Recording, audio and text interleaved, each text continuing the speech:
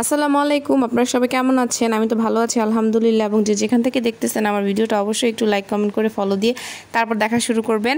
আদনান তো এখনও নানা বাড়িতে খুব মজা করতেছে। ও পশু পাখি দেখলে খুবই পছন্দ করে। আর এই যে কবুতরের বাচ্চাগুলো নিয়ে খুব মজা করতেছিল। আর এখানে কি বলবো, গ্যাসের এত অসুবিধা, গ্যাস থাকেই না বলতে গেলে। তো মানুষের রান্নাবাড়া খাওয়ার খুবই অসুবিধা।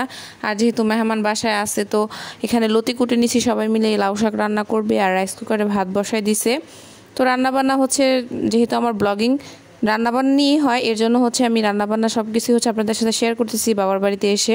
আর লতি কিন্তু আমার খুবই ফেভারিট। আর এখানে আমাদের কবুতর যে পালে আমার আব্বু, তো এখান থেকে দুইটা কবুতরের বাচ্চা নিয়ে নিচ্ছি। এই কবুতরের বাচ্চা দুইটা রান্না করবে আম্মু। একটা সাদা ছিল, একটা কালো ছিল। তো আমি বলতেছি দাও যে আমি রান্না করি। তো আসার পরে প্রায় আমি তো রান্না করতেছিলাম। যেহেতু আমি বাসায় মাটির চুলার মধ্যে রান্না করি, এর জন্য আমার কোনো অসুবিধা হয় না মাটির চুলায় রান্না করতে। আর আম্মু যে আগে গ্যাসে রান্না করতো, তো মাটির চুলায় খুব একটা রান্না করতে চায় না। কারণ যে যারা আসলে অভ্যাস মানুষের দাস, যখন কেউ গ্যাসে রান্না করে তখন কেউ মাটির চুলায় রান্না করতে আর চায় না, মানে তার ভালো লাগে না। কিন্তু যেহেতু বাসায় মেহমান আছে, রান্না তো করতে হবে। তো এর জন্য সময় মতো টাইম মতো সব রান্না বান্না শেষ করার জন্যই মাটির চুলায় রান্না করা। গ্যাস একদমই নেই বললেই চলে। আর এখন আমি রান্না করব শুটকি দিয়ে লতি। এটা চিংড়ি শুটকি।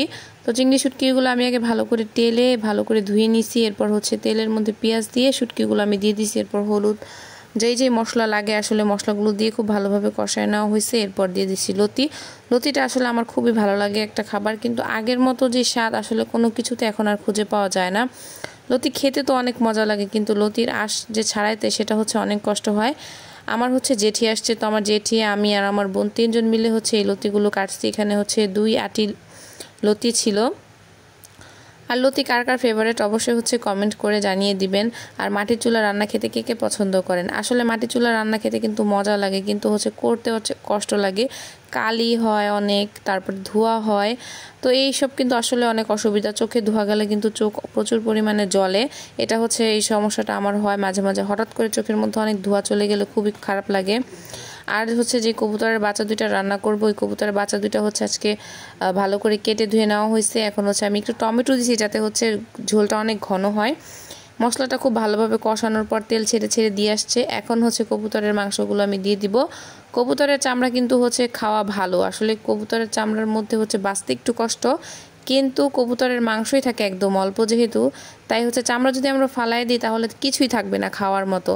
আর আম্মু আলু দিতে চাচ্ছিল না, তখন আমি বললাম যে না, আমি তো আলু খাই, কাউকে দেওয়া লাগবে না, আলু উঠায় উঠায় আমি একলাই খাবো, তুমি আলু দাও। কারণ আমি মাংস থেকে মাংসের আলুটা বেশি পছন্দ করি। আর এখানে লার্কি ভেঙে ভেঙে চুলায় দিচ্ছিলাম। আসলে সবার বাড়িঘর এদিকে এরকম অবস্থা করে ফেলছে যে মাটির যে আলাদা একটা রান্নাঘর বানাবে ওই রকম জায়গাটা কেউ না রেখে বাড়িঘর করে ফেলছে। কারণ সবার যেহেতু গ্যাস চলে আসছিল প্রায় অনেক বছর ধরে এই গ্যাস, আর এই অসুবিধাটা এখন সবার হচ্ছে।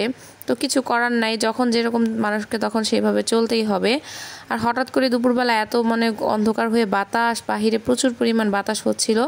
আর দূর থেকে ওই একটা সুপারি গাছ দেখা যাইতেছিল যে